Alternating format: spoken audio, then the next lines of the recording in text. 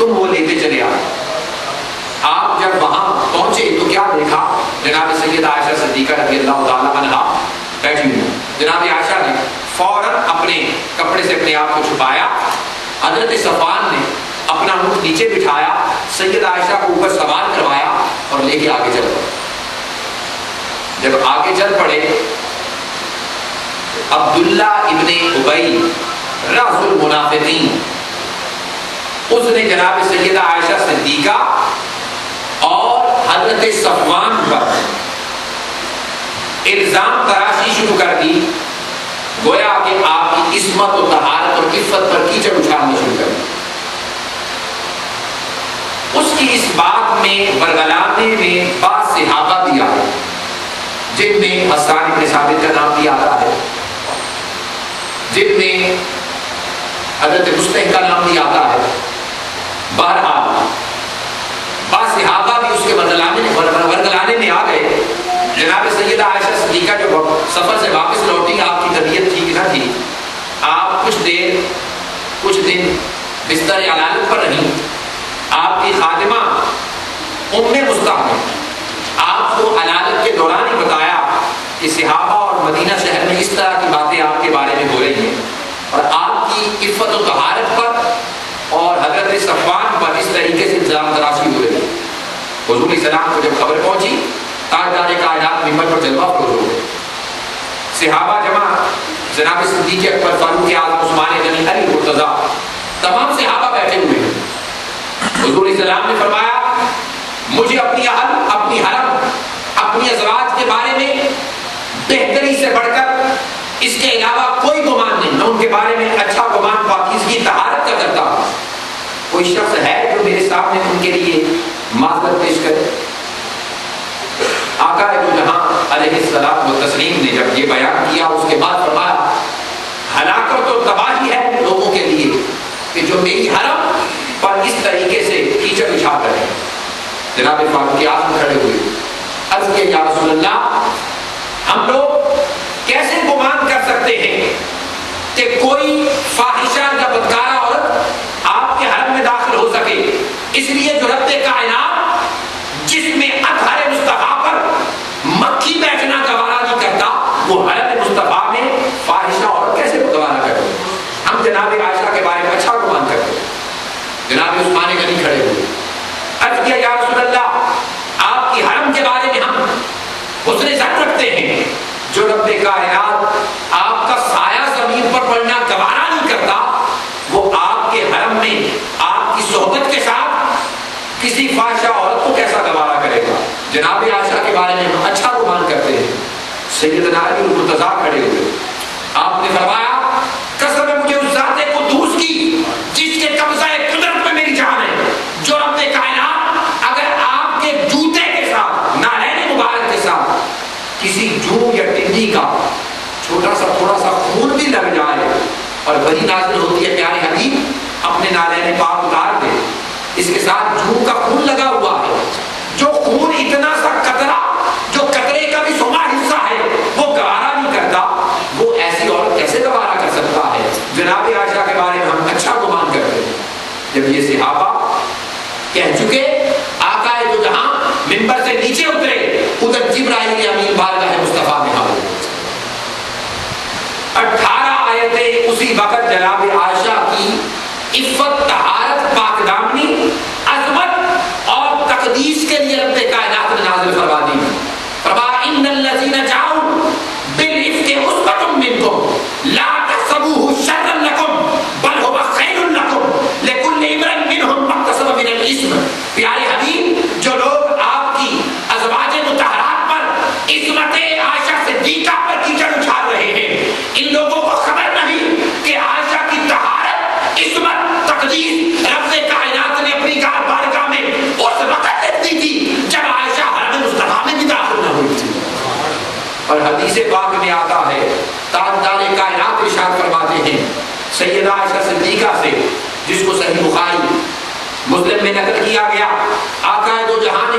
جناب عائشہ سے فرمایا، عائشہ، ابھی تم میرے حرم میں داخل بھی نہیں ہوئی تھی تو جبرائیل امین میرے پاس آ گیا، تمہاری تصویر تصویر لے کر اور عرض کیا یا رسول اللہ یہ آپ کی دنیا آخرت اور جنت میں زوجہ ہو۔ میں نے جب تصویر دیکھی تو آقا ہے تو جہاں فرماتے ہیں یہ تو عائشہ بنت ابی بکر ہے، اور اس کے بعد حضور فرماتے ہیں جب میں نے دیکھ لیا تو میں نے اللہ کی بارگاہ میں عرض کیا مولا اگر تجھے یہ منظور ہے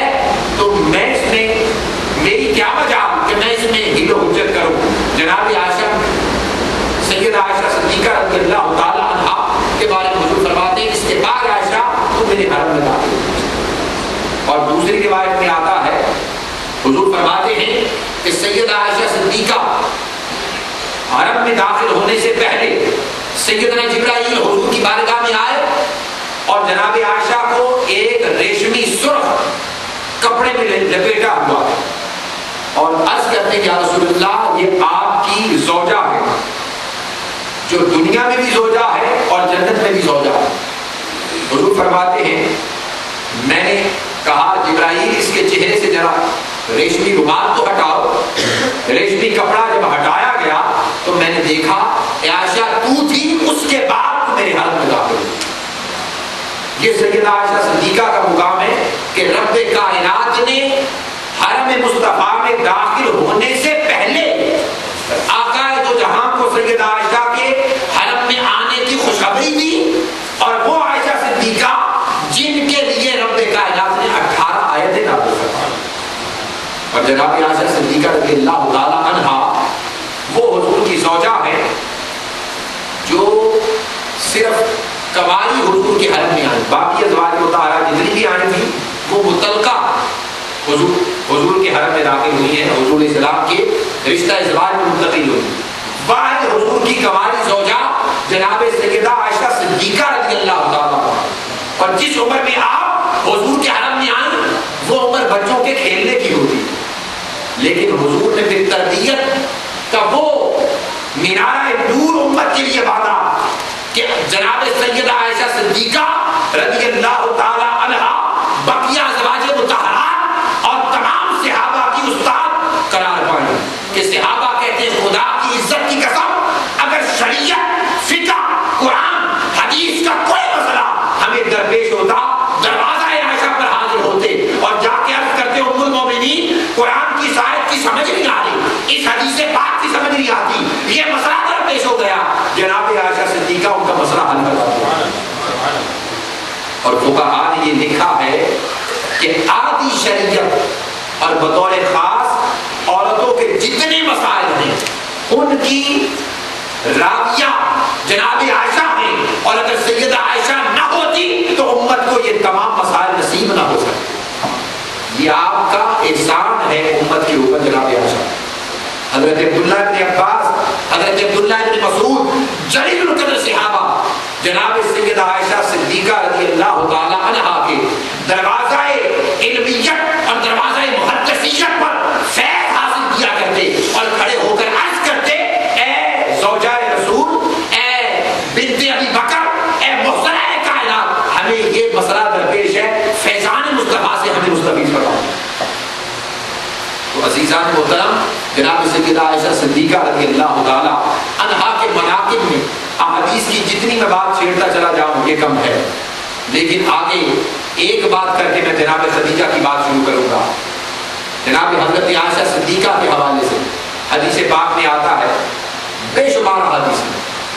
صحابہ روایت کرتے ہیں، عبداللہ بن عباس دیگر صحابہ روایت کرتے ہیں، فرماتے ہیں جناب سیدہ عائشہ صدیقہ کی سخاوت کا یہ عالم تھا کہ آپ کے پاس جو کچھ آتا آپ جمع کر دیتے، رکھ چھوڑتی، جمع ہوتا رہتا آپ کے پاس جب اتنا ڈھیر لگ جاتا آپ تمام کا تمام ڈھیر صبح گھر میں بیٹھتی اور غریب غربا مساکین کو دعوت دیتی، کھانا پکواتی، کھانا کھلاتی، اور ہر ایک کو جاتی دفعہ جتنا پیسہ مال و دولت کپڑا جو کچھ جمع ہوا ہوگا آپ باری باری تقسیم کرتی چلی جاتی، حتیٰ کہ ایک دن یہ ہوا کہ جناب سیدنا فاروق اعظم نے آپ کی بارگاہ میں اور ایک روایت میں آتا ہے عثمان